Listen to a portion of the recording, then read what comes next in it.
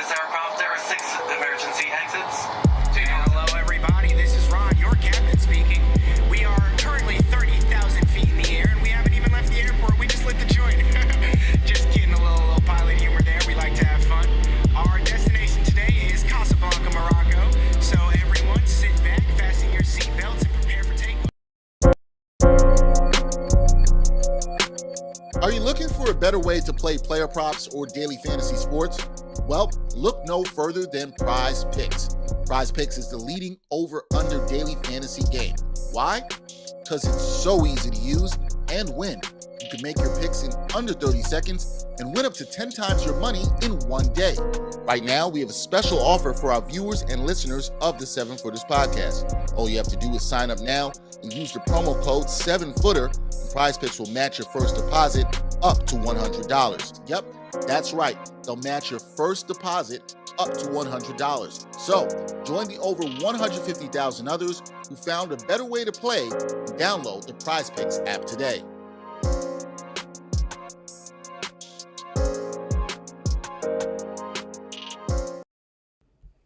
Seven Footers crew, what is going on? We're back with you on a good Tuesday. We're recording this, and you guys got to check our new segment with the Props Network and Prize Picks. We have Jarod weighing in on props, bets, everything to make you guys some money with our new code 7Footer.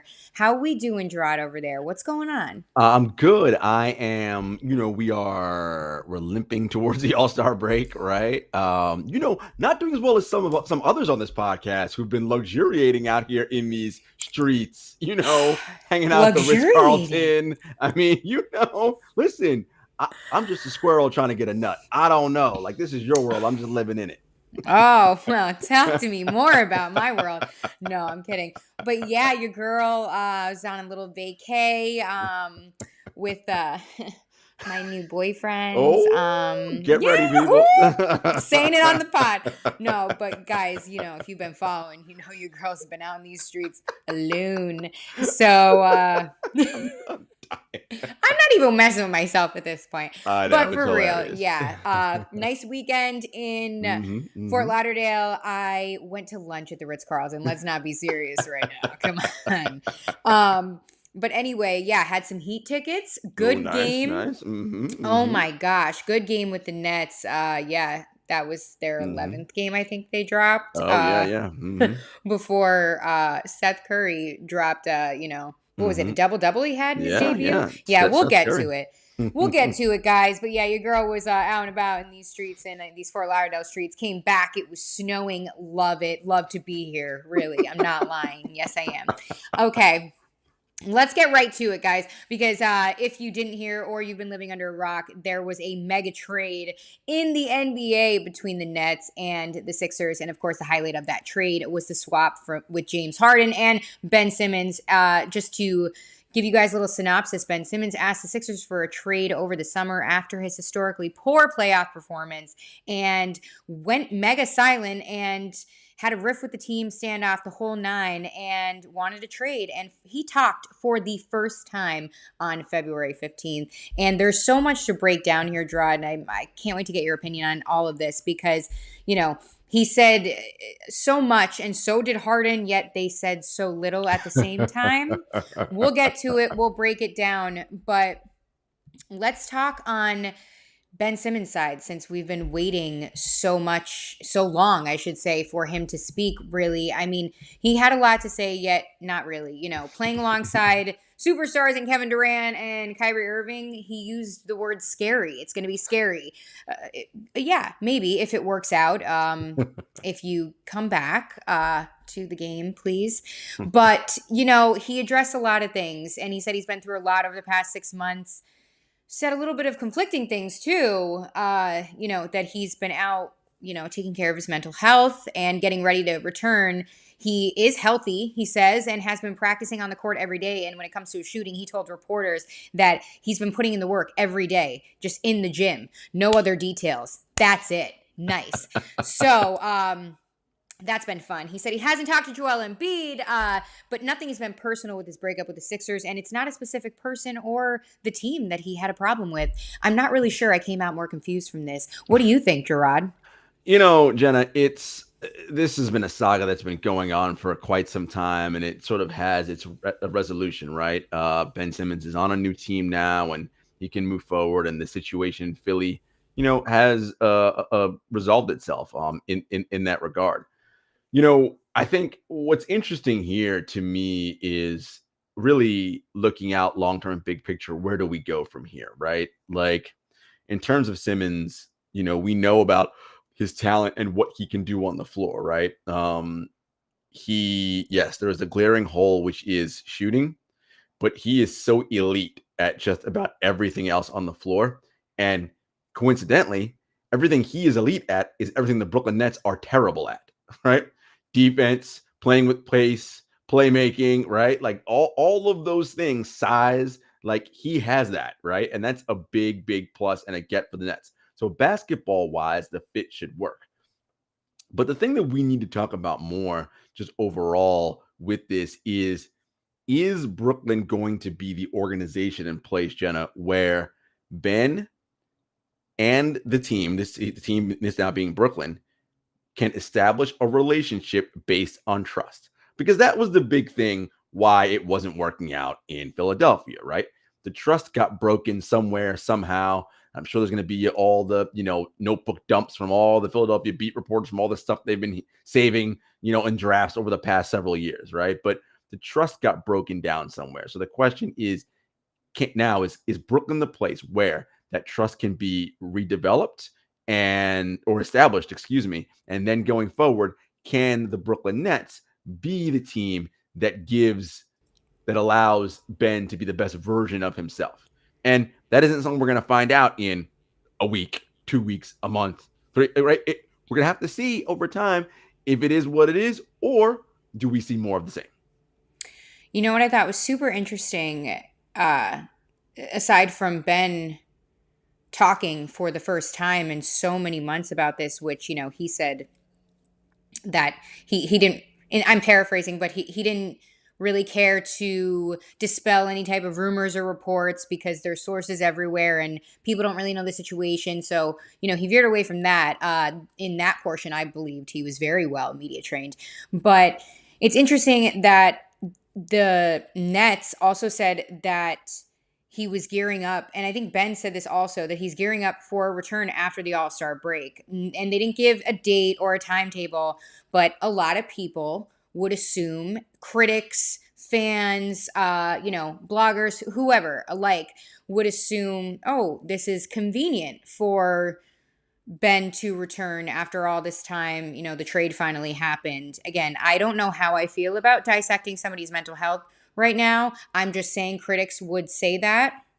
And then you have the Harden aspect of it, who he's been dealing with this hamstring injury conveniently at the same time that things are going sour with the Nets. So, and then you have, conflicting reports. Of course, there was a Bleacher Report column where there were multiple sources saying, one said that, it wasn't so much that Kevin Durant didn't want Harden to leave, but then other sources were saying as time grew on, Durant's commitment seemed, strained. So leading Kevin Durant, this source is saying to, question maybe the severity of his hamstring injury.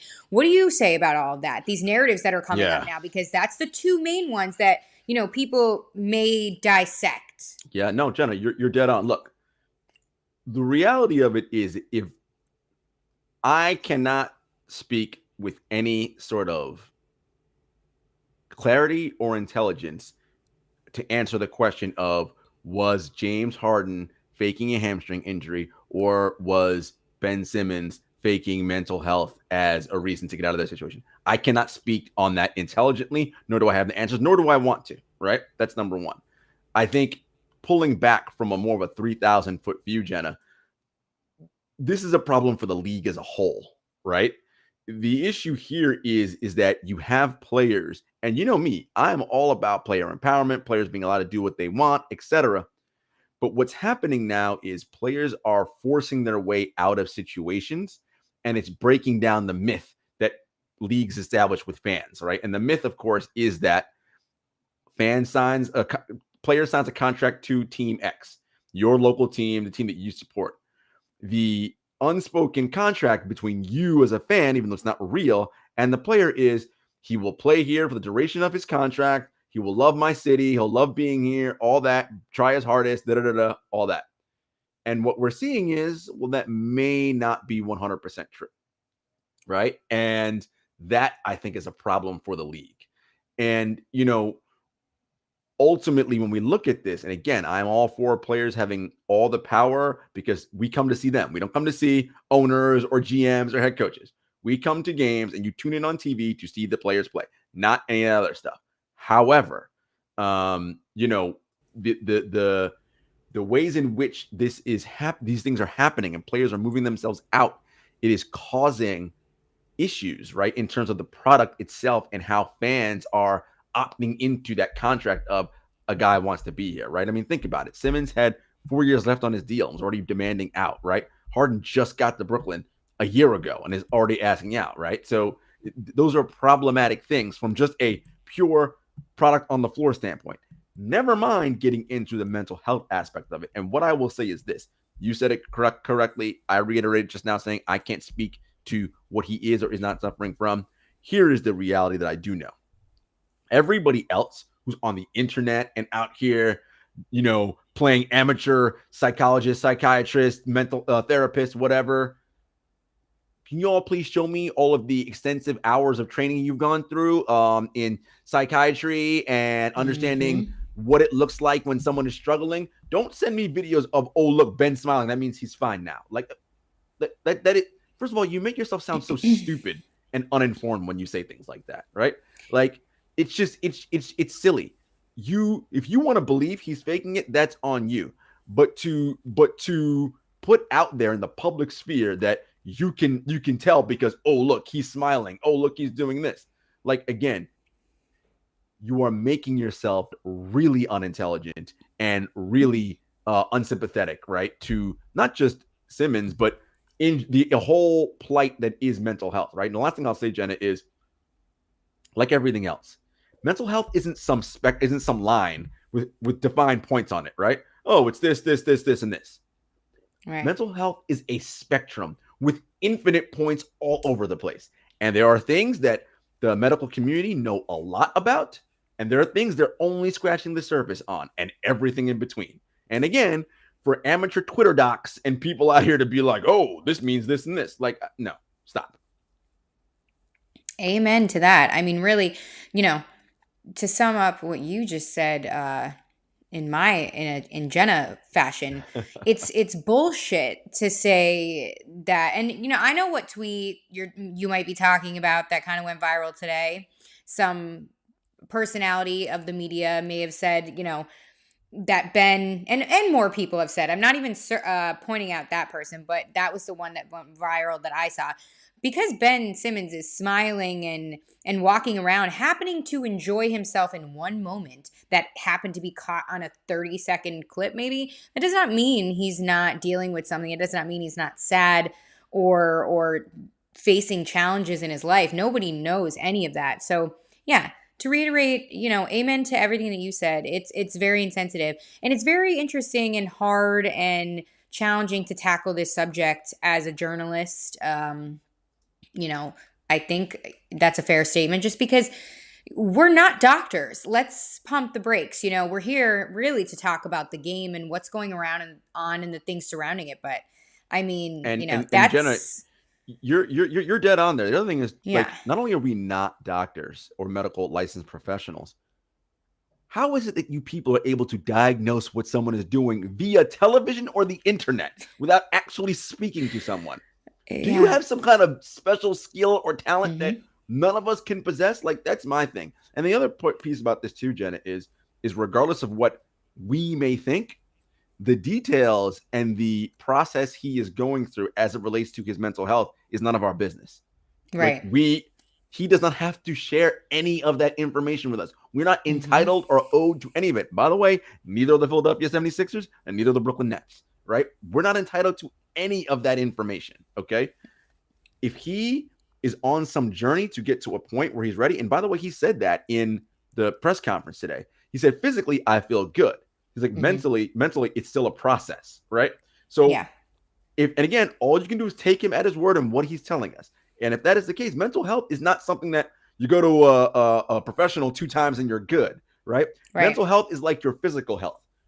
You work on it constantly to maintain whatever level you need to maintain, right? That's how this works. Heck yeah. Again, couldn't agree more. And, now that we tackled that kind of side of it, James Harden also spoke, and he had a few interesting things to say as well. Just off the top here, quote, "Philly was my first choice. It just didn't happen." He said that he didn't have the option to pick his last landing spot. So he said, quote, "I wish it worked like that. An organization has to do what's best for their team. It didn't work like that. I had to go to Brooklyn." So that's really interesting, and I'm curious to know what his teammates think there. And then switching a small gear to that Bleacher Report column that we had mentioned, and they have a source that said that on Thursday morning, Durant dialed Nets manager Sean Marks and kind of put his foot down and was more susceptible to, and open to this trade. So a lot to unpack here, but those are some interesting comments that Harden had to say, especially after he, how his exit in Brooklyn came about. Not playing, gets that injury. People are seemingly questioning it. I am not, you are not, but I say that, critics are questioning it. And it's all interesting timing. But, what are your thoughts on those comments? Because those are powerful words. No doubt. And so that's what I'll address, Shanna. I'm not going to talk about, again, any speculation about whether he's faking a hamstring injury or not, like whatever. The comments, though, saying from Harden that Philly was his first choice and he couldn't, he couldn't get there the first time. Well, I'm going to call him out on those because that's not true. It's been well reported, not only by Jake Fisher, but by other Shams Charania as well. And I've talked to people. When Harden going into the summer of the season before last season, during pickup games, etc., where he connected with KD, Durant was giving him the options that of, hey man, what about Brooklyn? What about Brooklyn? And when all of the things went down in Houston after the bubble, when Mike D'Antoni left, Daryl Morey left, all that, and Houston obviously went on a different mission to reset, Harden was like, wow, man, I don't know that I want to be here. He volunteered to I want to get to Brooklyn. He forced his way to Brooklyn. That's where he wanted to go. Okay. Now, did Daryl Morey always, once he got to Philly, want to get Harden? Yes, but it wasn't possible then. Okay. So Harden was like, you know what? Now Brooklyn will be great. Like, I think we can win a title here. Me, you, Kyrie, etc. And then we know what happens, right? In their 100 and change of possible games they could have played, they only played in 16, right?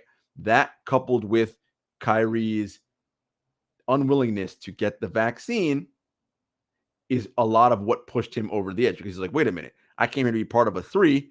Kevin got hurt.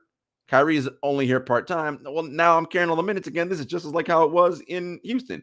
I don't want to do this. And so it was also interesting, Jenna, when he said in his comments today, I need to be around guys who can win and guys who want to do whatever it takes to win, right? That was a direct shot at Kyrie Irving, right? Because Harden's point, and I've talked to sources around this, he is not happy with Kyrie's part-time availability. So, that's where we are. Did we not discuss this so many times on this podcast saying, the roster cannot be fully happy and on board with this decision to have Kyrie only on road games. It just doesn't make sense. It's not fair. It doesn't matter at your stance. It's just not fair. So that's something I would believe. With all the rumors going around, that is definitely one that I would believe. But I do have a question for you about, since we're on the topic of Harden, he forced his way out of Houston, and seemingly, the same pattern kind of happened in Brooklyn. And some would say he's bouncing teams. It seems quite obvious. Now we're on, the third team here, being the Sixers. How much pressure and weight is on his shoulders with his age and the narrative of, you wanted out, so here you go. Here's what you wanted. Those quotes in that press conference are so telling and could come back to bite him if this does not work out. Is this fully going to shape the trajectory of the latter half of his career, basically? Without question, Jenna, like to your point, and you just said it, he's now forced his way out of 2 situations, right? In a span of 18 months. Look, this being the new team he's going to, look, dude, like eventually what's going to start happening is people are going to say, well, you wanted X and now you're here, but now you wanted Y, now you're over here. The common denominator on all this is you, right? Like you are the thing that keeps moving and moving to something new, right? And ultimately, and this is something we talked about on True Hoop, and shout out to Henry Abbott for bringing this up. There is something strange or interesting about leaving something, right? Leaving a situation to go somewhere new, right? It isn't as though, you were drafted there or whatever, or you were traded there. New management. It's you have now for the second time chose to leave a situation in less than ideal ways to go somewhere else, right? That isn't a positive thing, right? So, and the question now is, ultimately, are you and Joel Embiid and the Sixers, are that going to be enough to make all of this worth it to win a championship? Because again, Jenna, it's not just about being good. And we know both of those players are good, though you can start questioning where Harden is right now in the upper echelon of the NBA in terms of players. You need luck to win championships too. Not just good. You got to be good and lucky. Okay. And odds are, because it's a 1 in 30 lottery shot to win the NBA title every year, odds are they're not going to win a title while James Harden's there. And again, people are going to look back and say, oh man, you forced your way out of here. You went to Brooklyn, didn't work out there, forced your way out of there. Now you're here, didn't work. So yeah, so from a PR standpoint, from a reputational hit, this isn't going to look great if ultimately a championship does not happen. Couldn't agree more on that point. I mean, and really quick now on the same topic, talk to me about the Kyrie Irving problem that the Nets have now, because again, only playing road games. And while he is showing out, I mean, I saw him in person, showing out against the Heat in that loss that they had, their 11 straight before they snapped it with that game against the Kings yesterday. But while he's playing good, you're still only here for the half of the games, and their next couple of games are East Coast. You got MSG, you got the Knicks, you got the Celtics. What are we doing here? Yeah, so for me, Jenna, the reason why the Nets still have a Kyrie Irving problem is because they got Ben Simmons, right? Let's fast forward and assume he is physically ready and in a good place mentally, and Kevin Durant is healthy, and Kyrie Irving is a full-time player. Jenna, like, Ben Simmons fits so perfectly with that, with all the other shooters they have, with Seth Curry now, with Patty Mills, with Andre Drummond, like Nick Claxton, Joe Harris if he comes back from injury. Like, that you can start seeing and say, whoa, that's a problem for teams, okay? But Kyrie Irving is not a full-time player. He's a part-time player. And you said it yourself, there was going to be an issue at some point with people on the roster feeling some kind of way about Kyrie's part-time status. That was a big factor in James moving on, regardless of whatever he says right now. I know it because I talked to sources. Here's the other thing. We talked about before, Jenna, this idea of the unwritten contract between teams and their fans, right? Well, it is assumed now that you're going to try your hardest. We're going to compete for championships, right? That's what we're going to do. How the hell are you going to compete for a championship with a part-time player? How's that work? Not only a part-time player, but a part-time player of that magnitude. So essentially, what they have is a $36 million roster player who only plays half the time. Well, the long-term ramifications of that, Jenna, is, of course, it hurts the team in terms of building and whatever. It's like the Nets would be better off, as electric and amazing as Kyrie is. They'd be better off with that $33 million spent on full-time players, right? I mean, players who were there, who we know we can count on you, injury aside, night in, night out, home, road, none of that doesn't matter, right? There is a level to this of, and again, you know me, Jenna, I'm all about player empowerment, being an individual and not being a conformist. But there are certain things you adhere to when you decide to be part of a team, right? And if the team's ultimate goal is championship, everyone in the championship boat must be rowing their oars in the same direction. I can't have a dude that doesn't row his oar half the time, and then what? You're not helping this, right? So his status is a problem for this team. He's only playing again half the time, and if they have a series against the Toronto Raptors, he can't play at all, right? Like, so I mean, right. So again, so imagine a 7-game series against the Raptors. You have a $30-something million player who cannot play. And you can't just go, okay, let me put somebody else in that roster spot. That's not how this works. So you essentially have a dead spot. Jenna, honestly, if it were me, and I know, look, Kevin's got to okay this, and Kyrie's his boy and whatever, and KD's my guy, but I'm like, dude, you have tied your future to someone who is proven to be unreliable. And the Kyrie defenders can say, oh, but it's COVID, no one's trying to take a vaccine, whatever. Okay, fine. Assume in a world, Jenna, where there's no COVID outbreak, which is normal. Would you bet anything significant that Kyrie would play every game in every season without take injuries out of it, without something coming up to like, oh, I need 2 weeks off to go do whatever. I got this, right? How confident would you be that he would be 100% bought in and play all games he was available for, minus being injured? Yeah. No. Not. Right. No. Not. You would not be confident. And this is not at all. It's sad. So it's not and again, he is brilliant. One of the most skilled players of all time. But I need to count on you. And this is not counting on you, right? So if he has a player option at the end of this season, and that's took the extension off the table. Honestly, if he opts into that deal, and I'm Sean Marks, I'm saying, Kevin, we got to move this dude, because that now frees up. We want to get that $30 whatever million space now. We can bring another player back of that caliber, or fill the roster out with younger players who can help you and prolong your second, third peak and give us more shots at winning a championship. But this dude, who, again, assuming there was no COVID pandemic, there would have been something else that would have caused him to not play, right? There would have been something else. And I've said this before, and I'll say it again. I still, at this state of the Nets, I still believe this.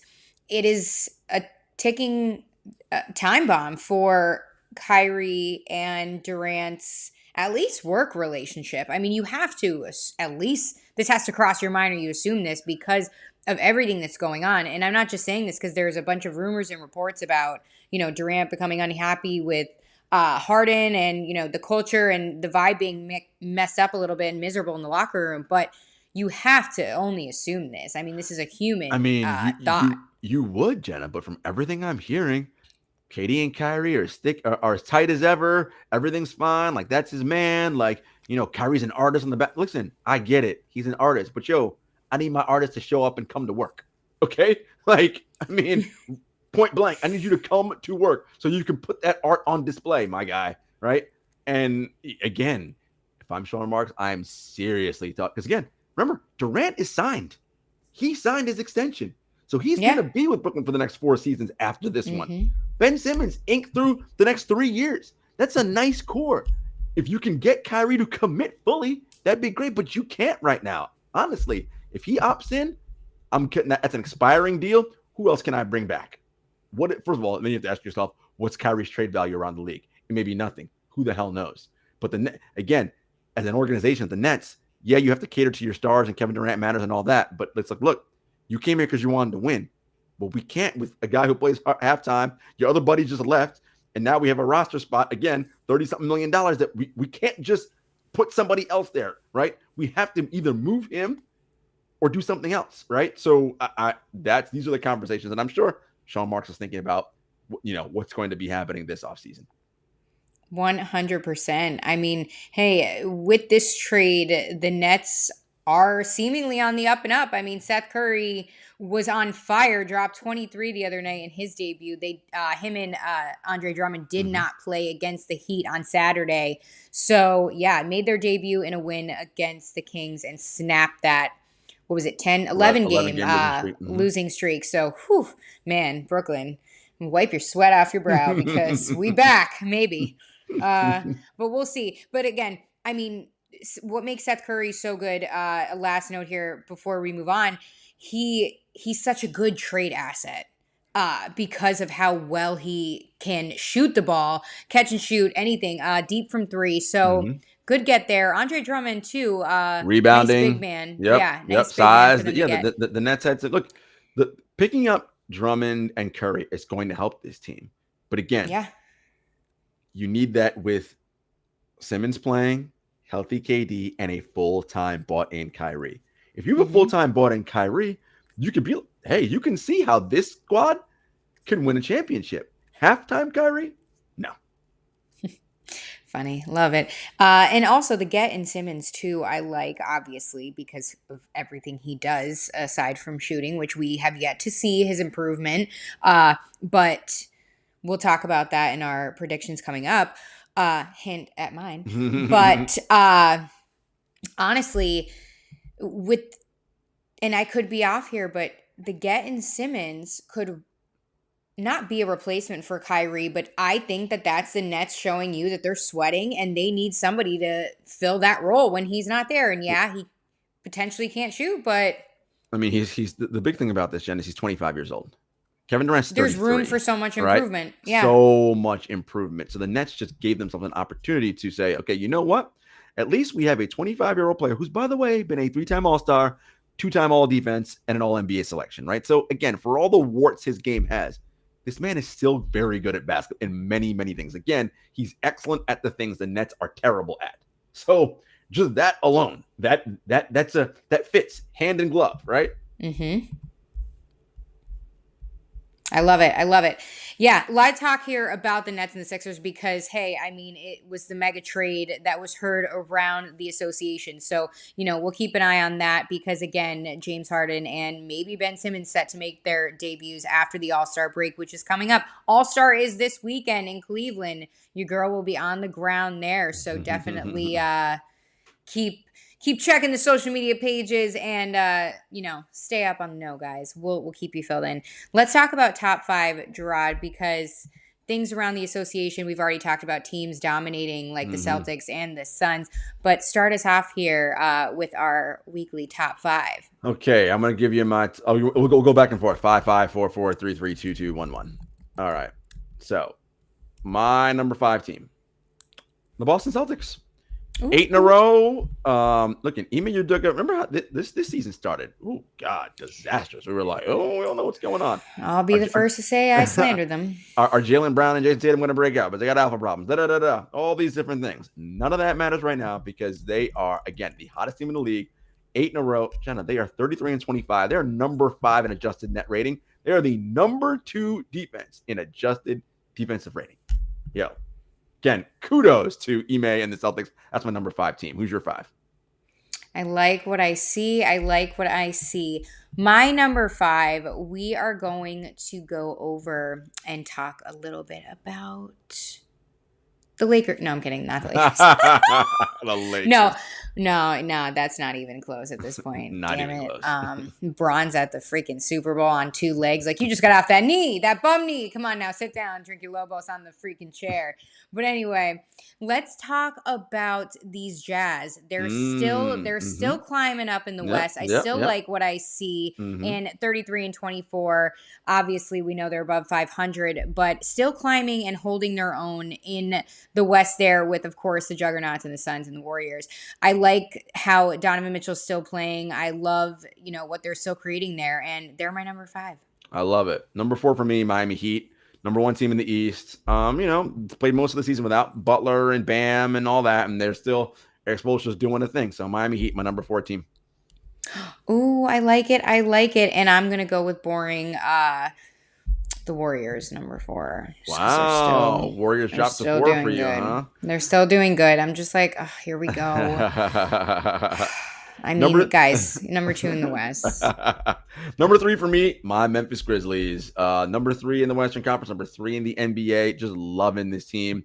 They're fun, man. Who doesn't love the Grizzlies? You know, my boy Triple J doing his thing out there. John Morant, an MVP candidate. Look, this team's going to make some noise in the playoffs. They're going to win their first round series, and they're going to put a scare, I think, into whoever they play in that next round. So shout out to the Grizzlies. That's my number 3 team.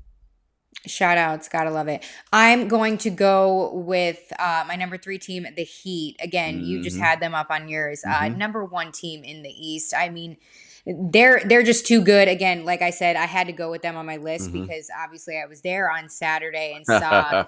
I will say they're also on my list too because kudos to the Heat fans. They get down. The 305 is no joke. I mean, you know, your girl was like, whoo. They do this like one like wave thing. You know, it was a whole thing. But before I embarrass myself, yeah. The Heat. Number 2 for me, no surprise, the Golden State Warriors. Second best record in the league. Number 2 in the Western Conference. Look, they're holding their own. Draymond's been out for a bit. They're going to need him back if they want to actually make a title run. But I'm loving what I'm seeing from the Golden State Warriors.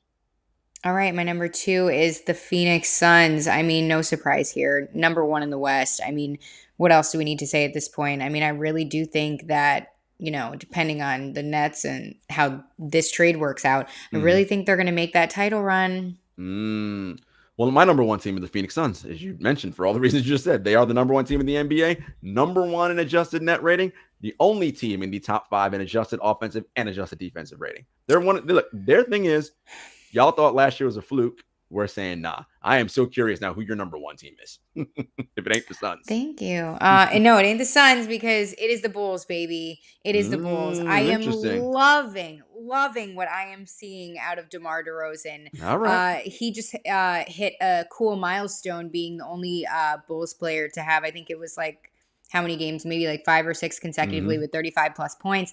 I mean, DeMar DeRozan, the culture that they're creating down there, it still is continuing to amaze me. And again, the real test, guys, is after the All-Star break when these teams really know that they have to amp it up. So, you know, we shall see. Speaking of that, Jarod. It is, listen, we are, the All-Star break is coming up.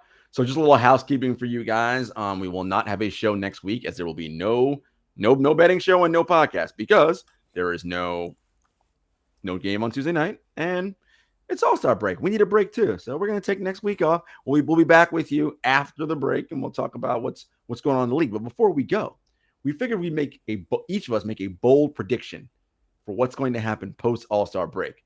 Jenna, I'm going to let you go first because mine's going to blow your mind. So you go. What is your bold prediction post All-Star break? Oh, man. Okay. So this is like a double-sided one, and a lot of people are going to call me crazy. And staying on the topic, of course, of the Simmons-Harden trade, I'm going to say, and maybe this is a predictable, I don't know. We'll see. But I'm going to say on the Brooklyn side that Ben Simmons is going to come back after the All-Star break, and this is going to be the most match made in heaven that it is actually going to scare the shit out of all of us, incredibly. And it's going to give the West a scare because of the domination with the Warriors and the Suns. Now, on the other flip side of that, I predict, and I'm not just saying this because I'm being a hater. I'm saying this because this is really what I think. I don't think Harden's going to be great in Philly. Wow, I don't think it's going to work. I think Joel Embiid's still going to do his thing, right. But I think we're going to see Harden maybe not see that the grass is greener on the other side. And because he won't accept a role that he was supposed to have in Brooklyn. That's what I really think. Interesting. So you see fireworks and success in Brooklyn, and you see disaster in Philly. Yep. Basically. Thanks for summing that one up. I should have just said that. All right, folks. Brace yourselves. And shout out to John, who our buddy John, who is a Philadelphia 76ers fan. He has no words. He cannot believe that Jenna said that his Sixers are going to be atrocious after the break. Well, John, have no fear because my prediction has nothing to do with your Sixers. I think they'll be fine. They have Joel Embiid, all good. My bold prediction is the New Orleans Pelicans will finish the regular season with a better record than your Los Angeles Lakers. Oh my God. This is why I drink. Man, that's a hot take. Look at that. Everybody's like, wait, what? You My can't God. be serious. Oh, but Red I wine am was not serious. meant to be chugged. Oh, but I am serious. Look, I mean, I'm kind of serious. Oh my kidding. God. Look. The Lakers, we know what they are. They are currently 26-31, 5 games under 500. The Pelicans are 23-34. That's only 2.5 games behind. It ain't like it's a 7-game gap. They are right there. CJ McCollum's doing this thing out of New Orleans, and there's some rumors that Zion Williamson may be back potentially towards the end of the season. Look, I'm not saying I know anything. I'm just putting it out there. Look, Laker fans, y'all know y'all ain't making the playoffs. It's a play-in if you're lucky. And look, I think it's gonna be right around New Orleans, LA. That's gonna be the record we're looking at heading into the Damn it. heading into the play-in. Yeah, look, unless Anthony Davis post All-Star break morphs into the best player in the world, which I mean it could happen. He did it in the bubble. We saw it. Unless that happens, yeah, this team's going nowhere fast. You are something else, okay? Wow. I did not know that prediction was going to be as bold as it was. And hey, honestly, it's very intriguing. You have, wow. This could happen, I'm not going to lie, especially if Zion comes back, depending on, his status with his recovery from that injured foot. Lakers, 24th ranked in adjusted defensive rating, 17th. I'm sorry, adjusted offensive rating, 17th in adjusted defensive rating, 21st in adjusted net rating. Oh, Pelicans, 23rd in adjusted net rating, -2 point. I mean, they're basically identical in their adjusted net ratings. And the Pelicans are a little better offense, and the Lakers are a little bit better defense. So, look, I'm just saying. John, he loves it. Hey, look. And I know. The sports analytic website 538 has predictions, and look, their predictions aren't always correct. We know, not just in sports, but in politics as well. They have the Lakers finishing just 1 game ahead of the Pelicans at the end of the season, projected as of right now. So that's why I'm like, let's roll the dice, baby. Pelicans, better record. Why not? Look, the Timberwolves are already scheduled to finish with a better record. The Timberwolves will finish with a better record than the Los Angeles Lakers. This is where we're at right now. My God. So anyway, yeah, man, that's my bold prediction. Let that stew, folks, over the All-Star break. Let that marinate in your mentals. Yeah. That's already marinating in my mentals, and I already want to just hit my head off of something very hard. Wow, that's very interesting. I like that. Although I hate it because it's so mind blowing. But wow, you really went out of the box with that man. one. I just look. I've told you, I just don't like what I see from this team, and it's. Hey, it speaks for itself. Their record speaks for itself. And they did nothing. Let's remind everybody, nothing at the trade deadline. And everybody loves to do the whole Jenna thing where it's like, All-Star breaks halfway. They have the second half of the season. No, my friends. We are 2/3 of the way through the season. Ain't no halfway, okay? This is a large enough sample size now that this is who this team is, okay? They're going to have to go on a hell of a run post All-Star game. And I'm talking 18 out of 20, something like that. And what has given you any indication they are capable of doing that? Yeah. Nothing. Exactly. Yeah, nothing. Exactly. Nothing. On the Westbrook front, he continues to get benched while the Lakers continue to work out their struggles. We shall see. We'll keep an eye on it, though. You know how it is. Well, folks, as always, you know where to find us. As I said, we will be off next week for All-Star break, so we'll see you the week after.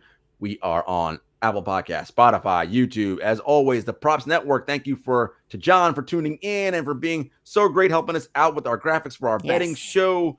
And we are at 7footers Pod on Twitter, at 7footers Podcast on Instagram. We are at JS Hector, at Gentleman Selly. And listen, sometimes things just happen, folks. It's okay. Don't be mad. Don't be mad, Lakers fans. Listen, things just happen. And until next time, peace.